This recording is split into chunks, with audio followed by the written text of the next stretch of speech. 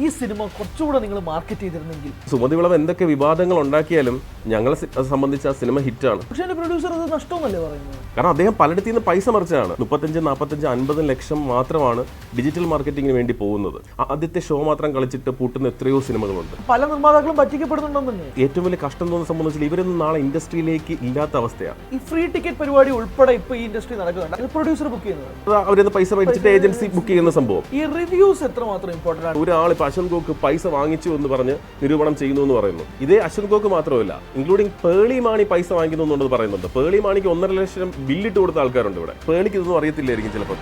അശ്വന്ത് ഗോക്ക് ഒരു മനുഷ്യനല്ലേ, റോബോട്ടൊന്നും അല്ലല്ലോ. ഒരു സിനിമയെ കൊല്ലാൻ വേണ്ടിയിരിക്കുന്ന ഒരുത്തരൊന്നും അല്ലല്ലോ.